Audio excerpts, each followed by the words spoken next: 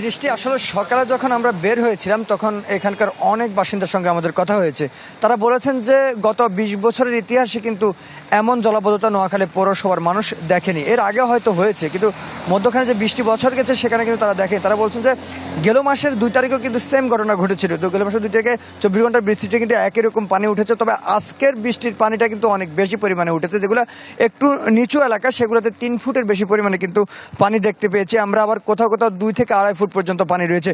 নোয়াখালী পৌরসভার যে ৯টি ওয়ার্ড রয়েছে প্রত্যেকটি ওয়ার্ডেই কিন্তু আপনার পানি উঠে গেছে এবং একটি সড়ক বাদ নেই।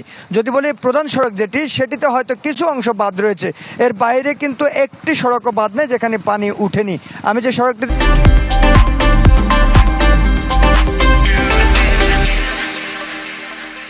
রয়েছে এটি কিন্তু নোয়াখালী জেলা শহরের সবচেয়ে গুরুত্বপূর্ণ একটি সড়ক। এখানে জেলা প্রশাসনের কার্যালয় রয়েছে পাশে এবং এখানে জেলা জজ কোর্ট যেটি সেটি রয়েছে, রেড ক্রিসেন্ট সোসাইটি রয়েছে, নোয়াখালী প্রেস ক্লাব, বিআরডিবি সহ গুরুত্বপূর্ণ প্রায় স্থাপনাগুলো এখানে রয়েছে। এখানে পানি আপনারা নিশ্চয়ই দেখতে পাচ্ছেন যে আমি যখন দাঁড়াচ্ছিলাম তখন প্রায় হাঁটুর কাছাকাছি। এর আগে সকালে যখন আমরা এসেছি তখন এখানে হাঁটুর উপর পর্যন্ত পানি ছিল, কিছুটা কমেছে। আমরা এই বিষয়ে নোয়াখালী পৌরসভা যিনি মেয়র রয়েছেন তার সঙ্গে কথা বলেছি। তিনিও সকাল থেকে বেশ কয়েকটি জায়গায় গিয়েছে, আমরাও তার সঙ্গে গিয়েছিলাম।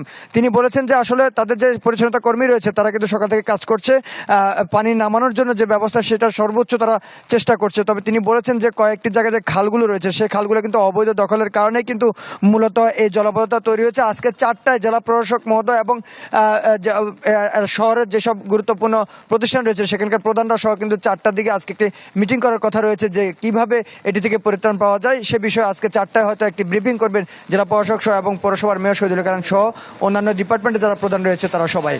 এ ছিল নোয়াখালী থেকে জলাবদ্ধতা। সুমন ভৌমিক, ধন্যবাদ আপনাকে আমাদের সাথে যুক্ত হওয়ার জন্য।